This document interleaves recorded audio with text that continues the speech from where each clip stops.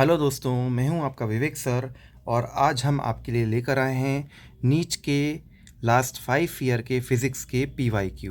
ठीक है। और हमारी जो यूनिट है वो है क्लास 12th की इलेक्ट्रोस्टैटिक्स। ठीक है। और नीट में ये है यूनिट नंबर 11। तो आज से हम क्लास 12th के चैप्टर्स स्टार्ट करेंगे। सबसे पहले सिलेबस देख लेते हैं कि सिलेबस में क्या क्या है। ठीक है। Electric charges, conservation of charge, Coulomb's law, forces between 2 point charges, force between multiple charges, superposition principle and continuous charge distribution। ठीक है। इलेक्ट्रिक फील्ड है, electric field due to point charge, electric field lines, electric dipole due to a point torque on dipole in a uniform field, electric flux, Gauss law and its application to find the electric field। ठीक है। of wire, plane sheet और spherical shell, electric potential at and its calculation for a point charge, electric dipole, system of charges, potential difference, equipotential surfaces, electric potential energy of a system of two charges and electric dipole and electric field। ठीक है। और जो last topic है वो है capacitor से related.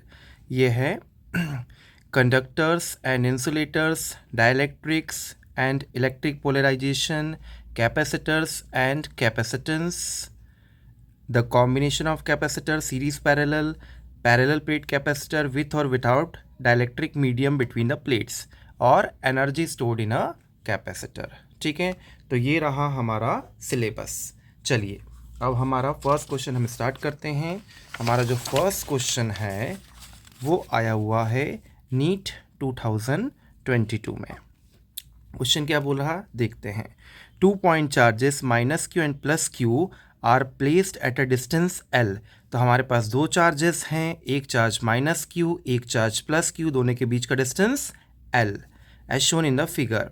The magnitude of electric field intensity at a distance R varies at. तो magnetic field जो होती है ये एक तरह से डाइपोल हो गया। ठीक है। टू इक्वल और अपोजिट चार्जेस अगर किसी जगह पर होते हैं किसी पर्टिकुलर डिस्टेंस पे, तो इस पूरे के पूरे सिस्टम को हम क्या बोलते हैं, इलेक्ट्रिक डायपोल। और इलेक्ट्रिक डायपोल की कॉमन इलेक्ट्रिक फील्ड के बारे में बात हो रही तो कॉमन इलेक्ट्रिक फील्ड का फॉर्मूला होता है E is equal to K P divided by R cube, bracket लगा के रूट लगा के 1+3 cos स्क्वायर थीटा। ठीक है। हमें किसका रिलेशन बताना है, सिर्फ रेडियस का, बाकी सबको हटा देते हैं। तो इस फॉर्मूले से क्या हो जाएगा, E inversely proportional to R cube. ठीक है। यहाँ पर ये K जो लिखा है ना, इसका वैल्यू क्या होता है, K इज इक्वल टू होता है 1/4 पाई एप्सिलॉन नॉट।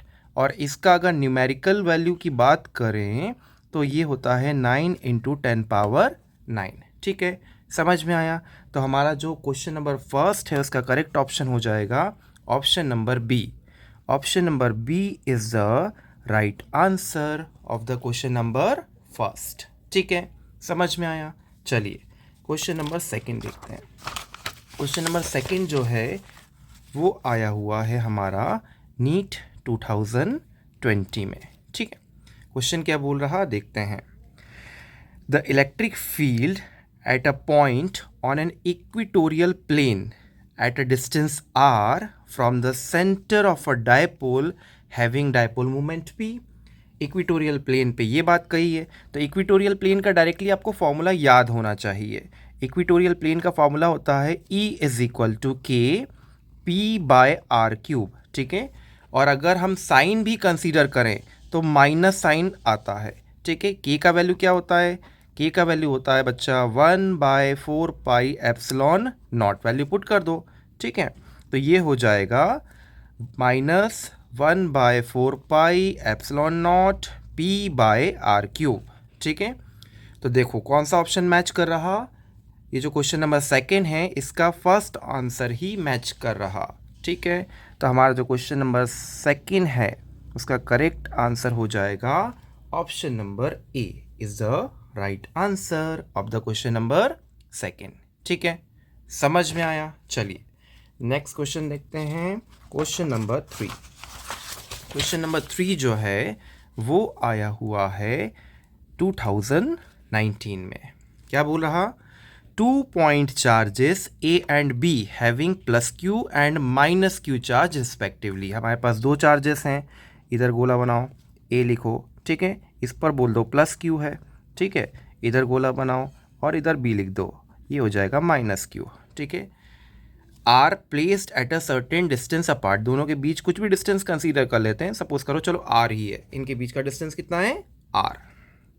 अब force acting on them is F, तो इनके बीच बेसिक फोर्स का फॉर्मूला जो होता है वो कूलाम्स लॉ के अकॉर्डिंग लेंगे, तो ये हो जाएगा के Q1, ठीक है, और Q1 तो नहीं है, कैपिटल Q, तो कैपिटल Q स्मॉल q, दोनों में मैग्नीट्यूड ही कंसीडर करते हैं। ठीक है, मैग्नीट्यूड में क्या आता है, पॉजिटिव क्वांटिटी आता है, तो दोनों में प्लस ही लेंगे, चाहे माइनस हो, चाहे दोनों में माइनस हो, चाहे दोनों में प्लस हो, चाहे एक में माइनस एक में प्लस हो, हम क्या लेंगे, प्लस ही लेंगे। तो Q into Q divided by R square, तो ये क्या हो गया, इसको थोड़ा सा और सॉल्व कर लेते हैं, तो Q इंटू क्यू हो जाएगा Q square by R square. ये बोला है क्वेश्चन में कि ये इस पूरे का वैल्यू कितना है, एफ है।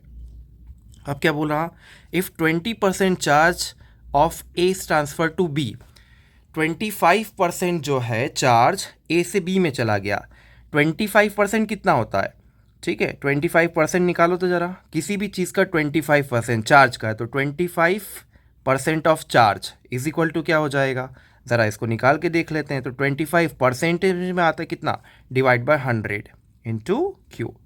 अब इसको कैंसिल करते हैं, 25 वन ज़ा 25 और 25 फोर ज़ा 100, तो 25% का मतलब हुआ कितना, Q/4। ठीक है, किसी भी चार्ज Q का 25% मतलब Q/4। अब वो बोल रहा है कि इतना चार्ज A में से निकाल के B में दिया, B को दिया तो B में ऐड करेंगे, ठीक है ना, B को 25% चार्ज दिया है। अच्छा, A से चार्ज क्या किया हमने, लिया, तो A से क्या करोगे, माइनस करोगे, ठीक है ना, ये हो गया A, ये हो गया B। B को दिया, कितना दिया, Q/4, तो B minus Q plus Q/4।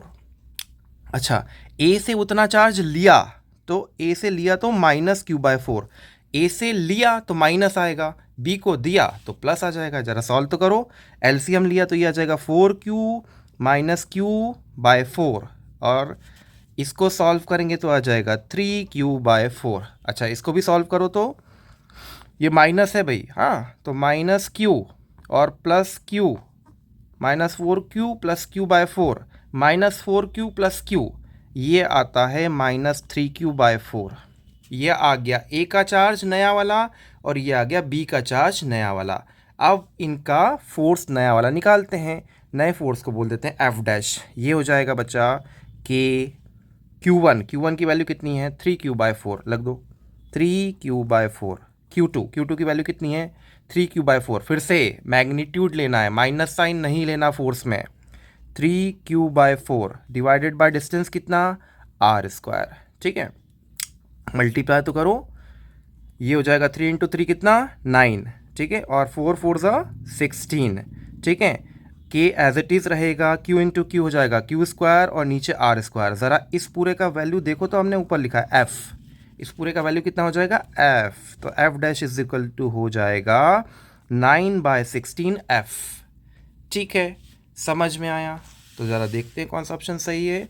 जो क्वेश्चन नंबर 3 है उसका हमारा करेक्ट ऑप्शन होगा 9/16 F। क्वेश्चन नंबर 3 का राइट आंसर होगा option number A is the right answer of the question number 3। ठीक है, समझ में आया। चलिए अब नेक्स्ट क्वेश्चन देखते हैं, क्वेश्चन नंबर 4। क्वेश्चन नंबर 4 जो है वो आया हुआ है हमारा 2023 में। क्वेश्चन क्या बोल रहा, ये जो सर्कल बनाते हैं ना बच्चा, ये होता है क्लोज्ड सरफेस की वजह से। ठीक है, मतलब सरफेस पूरी आपकी कैसी है, बंद है, क्लोज है। ओपन सरफेस में कभी ये सर्कल नहीं बनेगा। ठीक है, ये जो बीच का सर्कल बना है ये इंटीग्रेशन का साइन हो गया, ये साइन किसका हो गया, इंटीग्रेशन का। ठीक है ना, और ये बीच में अगर हम गोला बना रहे हैं, दैट मीन्स क्या होता है कि ये सरफेस कैसी है, क्लोज्ड है। बंद है, ये हमने पूरी तरीके से सरफेस को बंद करके सॉल्व किया है। तो क्लोज्ड इंटीग्रेशन, इसका पढ़ते कैसे हैं, क्लोज्ड इंटीग्रेशन सरफेस का, एस लिखा है मतलब सरफेस का इंटीग्रेशन कर रहे हैं। किसी क्लोज्ड सरफेस के integration E dot D S is equal to zero है। इसका मतलब पूछ रहा है, इसका मतलब सिंपल सा होता है कि ये फ्लक्स देता है ना, ई डॉट डी एस क्या देता है, फ्लक्स, फाई देता है। तो जितने इलेक्ट्रिक लाइन ऑफ फोर्सेस किसी सरफेस के अंदर आएंगे उतने ही इलेक्ट्रिक लाइन ऑफ फोर्सेस उस सरफेस से जाएंगे। ठीक है, आने वाले को -2 बोलो, जाने वाले को +2 बोलो, तो +2 -2 कितना हो गया, 0 हो गया ना। ठीक है, तो ये जो है closed integral of E dot D S is equal to 0, इसका मतलब हुआ कि आने वाले और जाने वाले फील्ड लाइंस बराबर हैं। दैट मीन्स हमारा जो ऑप्शन नंबर सी होगा that will be correct option. The number of flux lines, ये जो लाइन्स है फ्लक्स लाइंस बोलते हैं ना, entering the surface must be equal to the number of flux lines leaving, आने वाला इज इक्वल टू जाने वाला। तो क्वेश्चन नंबर 4 का जो राइट आंसर होगा that will be option number C is the right answer of the question number 4। ठीक है, समझ में आया। चलिए नेक्स्ट क्वेश्चन देखते हैं, क्वेश्चन नंबर 5। क्वेश्चन नंबर 5 जो है वो हमारा आया हुआ है 2020 में। ठीक है, क्वेश्चन क्या बोल रहा देखते हैं।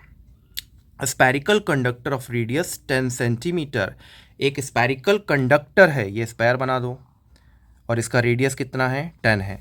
ठीक है, हैज़ अ चार्ज, इसके पास चार्ज है, क्यू बीच में रख दो, चलो ठीक है ना, ये चार्ज का वैल्यू है।